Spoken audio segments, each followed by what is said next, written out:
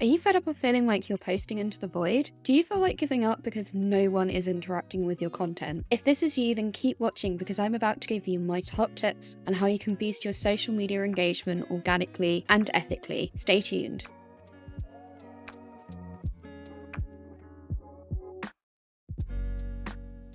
Hi everyone, and welcome back to the Megan Taylor Creative Podcast. In this episode, I really wanted to share with you my top tips for organically boosting your social media engagement. And the main reason why I wanted to talk about this is because I've noticed that a lot of agencies and content creators are sharing a lot of unsustainable and unrealistic social media growth hacks that are also, I would at least say, a little bit unethical. Obviously, there's kind of an etiquette that typically we should all be following on social media. So I personally feel like a lot of these videos rub me the wrong way anyway, because the creator is already coming at it from a position of boosting content and not actually trying to give you ways where you can boost engagement in a way that is genuine and in a way that you can provide your audience with actual value. So I understand that obviously what works for some people might not work for others, but typically speaking, I've just noticed that this is a big rise in the type of content that content creators are making on social media. So I really wanted to address that from someone who still has a relatively small following in terms of my personal brand. I've worked with, I would say, over 20-30 social media accounts since I started my marketing journey, and also at least 20 of those since I actually started Megan Taylor Creative, which is my own business, my own agency. And whenever I talk about the topic of social media engagement and boosting it, I always want to tell my client that there are ways of doing it and that there are proper ways of doing it. There are ways that we should avoid, and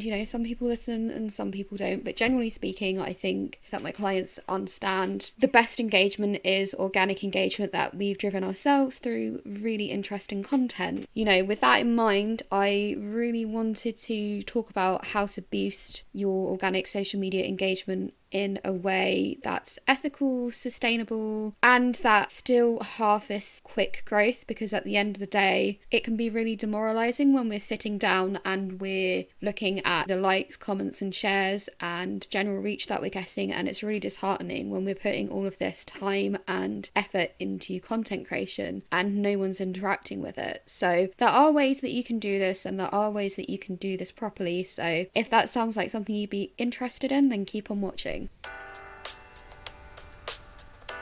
So you know that you want to increase your social media engagement, but before we actually look at any of the tactics and strategies that I personally have implemented into my own social media efforts and into my client social media strategies that have seen a lot of success, let's take a look at what social media engagement is, why it's important, and how it can affect your business in the long run if you achieve high levels of social media engagement. So simply put, social media engagement refers to any interactions that you get from your followers or non-followers on any individual posts. Why is it important? Well, there's a number of reasons why it's important, but the first is that high levels of engagement from your followers specifically suggests that your audience is actually really liking and consuming the content that you're creating. In other words, it's a really good indication that your content is hitting a nerve with your target audience, and that by understanding that you're getting high levels of social media engagement, it's a good indication that you should be posting more of that type of content. The other reason why social media is important, and this has to do with one word, and that's SEO. So SEO, or aka search engine optimization, is the process of optimizing your content so that your content gets shown in search engines. And here's the thing that a lot of people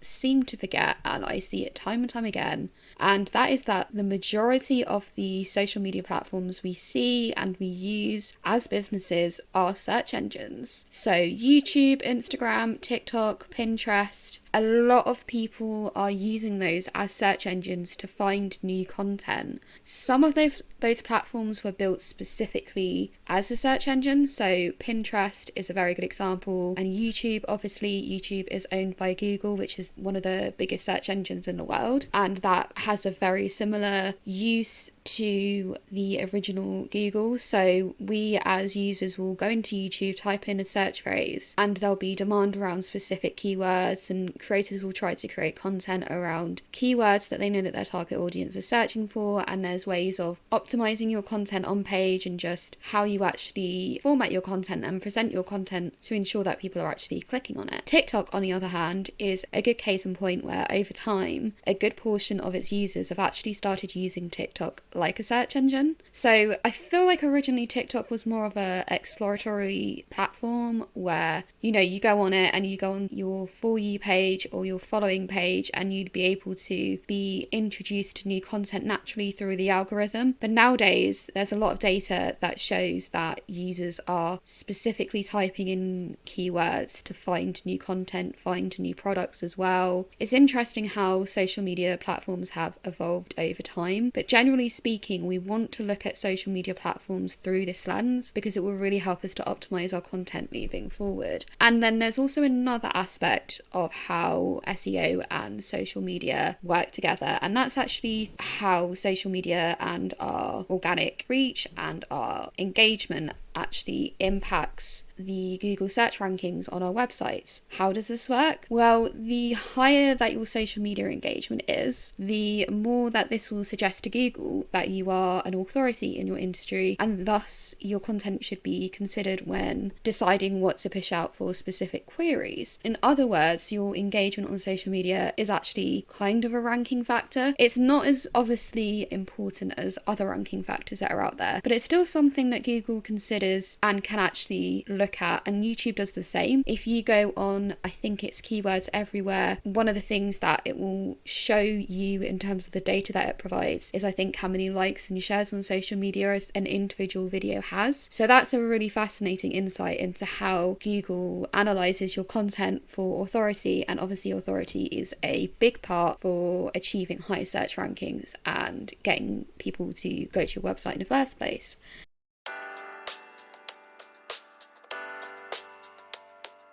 So now that we know these elements, let's take a look at the most important metrics that you need to track when determining engagement quality and the potential impact that that engagement has on your authority in search engines and beyond. The first engagement metric that you should be tracking if you really want to understand just how much quality engagement that you're getting on social media, how high that is. And the first metric is mentions. And mentions are a great indicator for content authority, which obviously, as we discussed before, is not only just good for improving the authority of your page and your profile, but also your SEO search rankings as well. Because as we said before, social media engagement is a ranking factor, and I think that mentions specifically really help Google understand that people are actually liking and interacting with this content in a similar way to backlinks, where backlinks are essentially a vote of confidence, where the more backlinks that a piece of content gets, the more backlinks that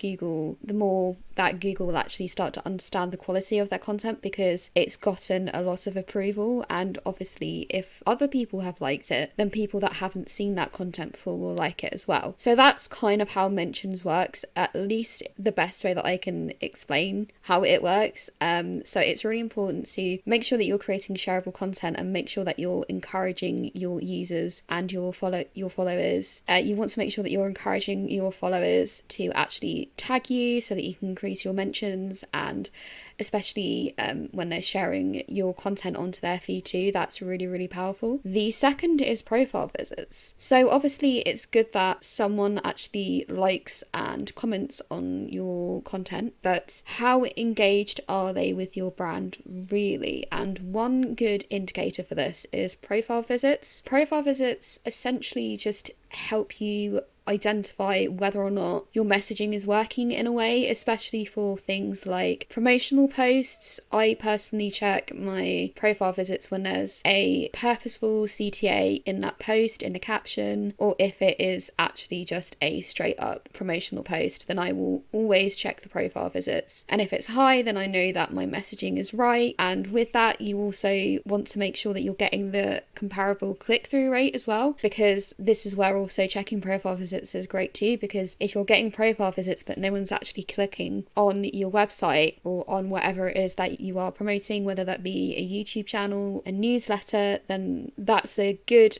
indication that there is a disconnect with your messaging, which obviously is disheartening, but you can fix your messaging pretty quickly as long as you kind of understand what messaging is. I've actually done an episode for the Megan Taylor Creator podcast on direct response copywriting, and I talk about the importance of knowing your messaging there in order to drive conversions and to drive conversions in the moment. So I will leave that podcast episode in the description box below. Like I said, profile visits, just a good indication as to whether or not people are engaging with your brand and want to learn more about you and are just interested in the type of content that you are delivering, and they want to stay in touch with you and continue to find out about what it is that you're offering. The next, and this is possibly one of the most important metrics that you will want to follow if you really want to understand how successful you are at getting good engagement, and that is clicks. Now, clicks are typically different to conversions. Just because someone clicks on a link doesn't mean that they will actually follow through with that action. I personally don't see clicks as part of any kind of conversion rate. It's definitely a necessary step, but it's not the be all and end all. I can't tell you the amount of times that I've had people click on my website and just not do anything. They're interested. That's really normal. I want to emphasize this because I think we see a lot of successful social media creators that have a lot of high levels of engagement, but we don't know what's going on in the back end just because people are clicking through. That does not mean that people are actually doing anything with that link. So I want to make that clear. But that being said, if people are clicking, then your content is clearly doing something. It's normally other parts of the process where there's a disconnect if they're not actually clicking through to the conversion. So normally on your website, or if it's a landing page, or the video that you're sharing, just it doesn't have a good thumbnail, or the title doesn't really hook your readers in. So that's really important to understand. But clicks do generally help you understand whether or not you're creating content that's powerful enough and at least interesting enough to get your users to stop scrolling. And last but not least, the critical engagement metric that I would personally focus especially more over the amount of followers you actually get on a daily basis. So the actual number is the audience growth rate. And whilst a lot of social media managers, myself included, will say that vanity metrics like numbers don't hold any merit anymore, this isn't entirely true. Of course, I know, and other social media managers know, that a big audience is important, because the more people that you can engage with, the more targeted people you can show your content to, and with a bigger audience it's easier to grow your business. I think what they mean, and what I personally mean when it comes to vanity metrics, is that you can have the vanity metrics, you can have the 90,000 subscribers or however many subscribers you've got, but if no one is interacting with your brand outside of social media and no one's actually really engaging with your content anyway, like a small proportion of your audience isn't engaging with your content, then a big following doesn't really matter, because you're not making that impact, you're not leveraging that big audience. So I think I also wanted to establish that that's what a lot of people mean when they say vanity metrics don't matter. You need to basically establish a really engaged audience, and that's obviously very hard to do, but again, we'll talk more about those tips later. But yeah, audience growth rate is still important because it helps you understand over time the interest that's developing around your business, and it also helps you understand any dips as well. So if there's significant dips, unless there's an external factor for why that is, it's a good way to help you kind of reel it back in and look at what it is that you're doing, why there might be dips, why people aren't actually following you, and how many followers you're losing a day. Obviously everyone loses followers, I lose followers, that's something that just happens, and sometimes we can't really do anything about that, because people, they might lose interest in your content, their interests might evolve, they no longer really need to understand or learn about the content that we're sharing because they've solved their problem. So there's lots of different factors as to why we lose followers. So I do think that is very much an external thing and not necessarily something that we can do much about. But that being said, we do also need to understand this information, because if there's lots of periods where you're losing more followers than you're gaining followers, then you really need to start looking at why that is, how you can actually engage your community a lot more so that this stops happening, and so that you build a long-lasting, stable community.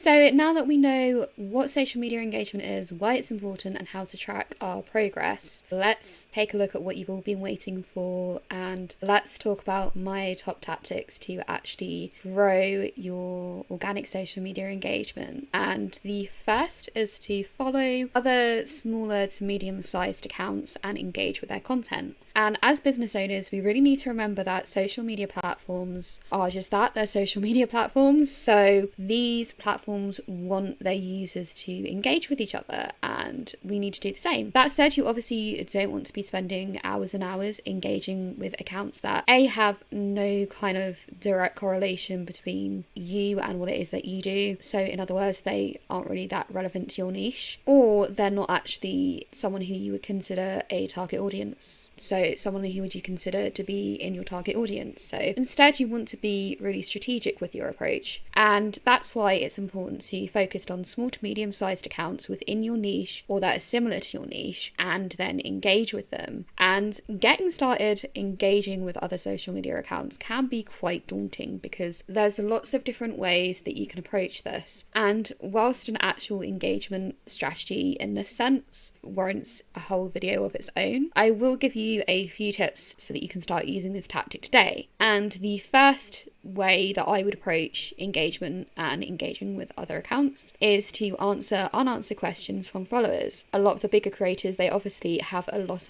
of followers asking the same kind of questions, or questions that just get lost for whatever reason, because obviously they're busy and they don't necessarily have the time to answer those questions for their target audience. So what a lot of smaller creators like to do is actually help out those larger content creators and answer those questions for them. And this way you're providing their audience with value without coming across as pushy or salesy or trying to use that creator's audience to just solely promote your content. I think a lot of us don't really have time for that kind of promotion anymore. It's very in your face, and unless they're doing it in a helpful way, it's not really that genuine. And because of that, a lot of people just kind of roll their eyes at it and not really interact with that type of promotion anyway. So instead, you want to provide their target audience with value. As an extension of this, you also want to scroll through the account's content and see where you can provide additional value.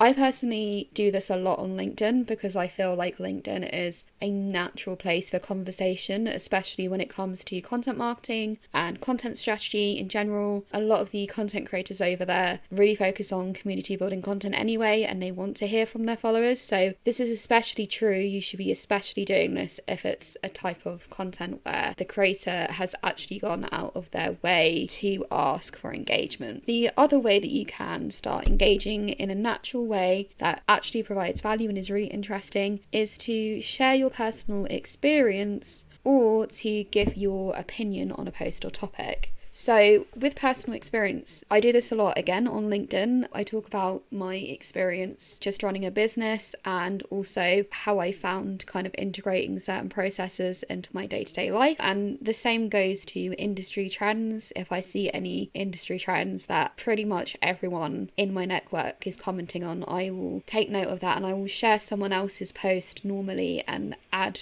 my own thoughts in my personal post. So that kind of continues the conversation and also helps the creator out by sharing their content. So that would be my first tip. And the second tip is to start growing a personal brand. Now, this for me is something that I really, really wish that I started doing sooner, because it's quite a long process to grow a personal brand, because although people actually tend to interact more with personal brands than they do with business brands that we all know, I find that the process of growing a personal brand is slower because it's a lot harder for people to understand why they should follow you. You really need to have a very strong value proposition and also just a really big personality. And personality is something that I personally go back and forth with. I know that I have a personality obviously, but I'm a bit of an omnivore, so it depends on the day. Some days I really feel like networking and being out there and showing people my true self, and other times I get really shy and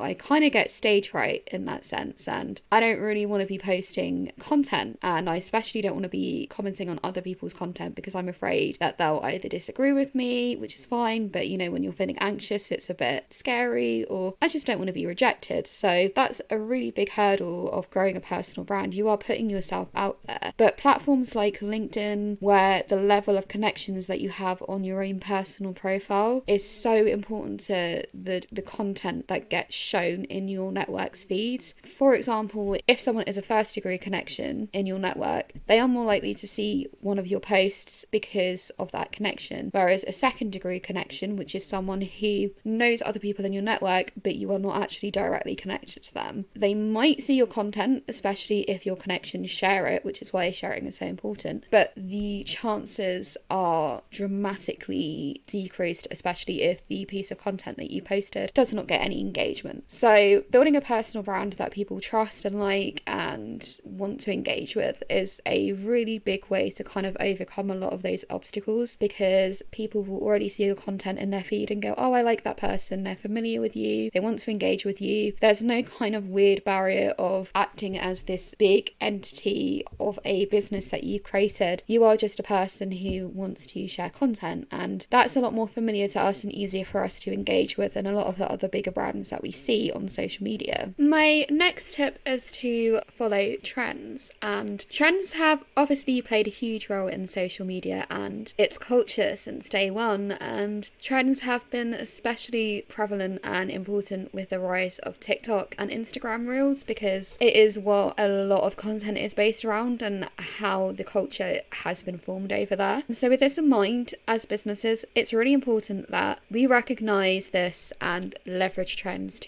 and use them to our advantage. Like I said before, this is especially the case for TikTok and Instagram, where things like trending sounds and also remixes, using remixes of other people's content, can actually give you spikes in traffic. And there are several reasons why using trends can actually positively impact your traffic to your content. But generally, when lots of videos use one sound, this indicates to the algorithm that that sound is popular and people want to see it. So thus it will more likely push out your content if it's using that sound. And it's hard a lot of the time to actually spot trends and actually jump on them, but if you spend just half an hour looking on TikTok, then you will start to pick up on the trends if you're consuming the content strategically. So that would be my advice for generally using trends, is to make sure that you're identifying them and leveraging them where they make sense in your business. And obviously, as with all trends, the sooner you jump on it, the more success you'll have with it, because you were kind of the first in the flood of content to actually leverage that trend, and eventually trends die, so you will kind of ride that wave. When a trend gets really, really popular, if your content was created at the beginning of that trend, then eventually it will get picked up on, and that's kind of how videos a lot of the time pop off. Obviously, while this isn't directly related to boosting engagement, it at least increases your chances of your content being shown.